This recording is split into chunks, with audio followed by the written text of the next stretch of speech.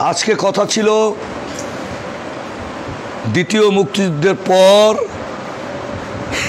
অত্যন্ত আনন্দ উৎসবের মধ্যে দিয়ে সারা বাংলাদেশে একটি র্যালির মিছিল এক বিন্দুতে তৈরি হবে।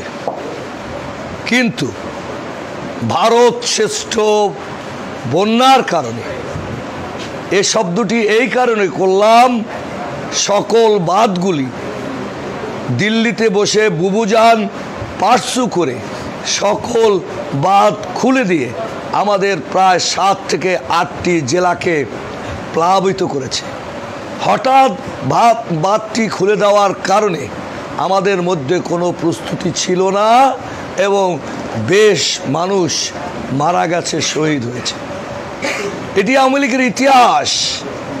দেশে যখন ছিল তখনও হেফাজতে ইসলামের ওই রাতে হাজার খানেক কোরআনের পাখিকে গুলি করে হত্যা করেছে, ঠিক না?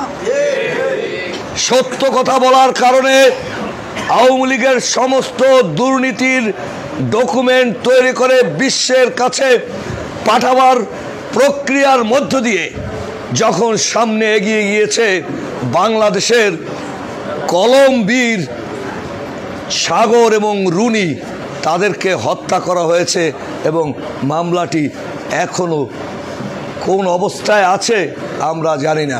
নিশ্চয়ই এই সরকার তার বিচার করবে।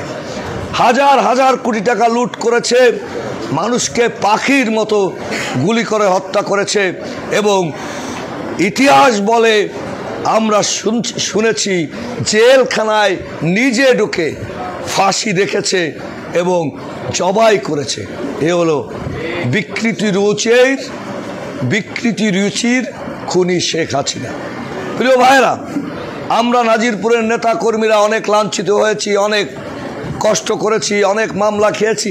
1 বছর 11 দিন মাত্র একজনে খেয়েছে। আপনাদের তো কথাই নাই। বাড়ির করচা গাছ বিক্রি করে করে, যদিও আমাদের এখানকার নেতারা আপনাদের অনেক সহায়তা করেছে, বিশেষ করে মিজানুর রহমান দুলাল, তারপরেও একটা মামলা চালাতে, একটা পরিবার চালাতে, ভিতরের পিচি চালাতে এটি কত টাকা লাগে আমি বারবার গিয়ে আমি জানি। যেহেতু আমার আল্লাহ তাআলা তৌফিক দিয়েছে, আমার পরিবারের হয়তো কষ্ট হয়নি, কিন্তু মধ্যবিত্তের অনেক কষ্ট হয়েছে।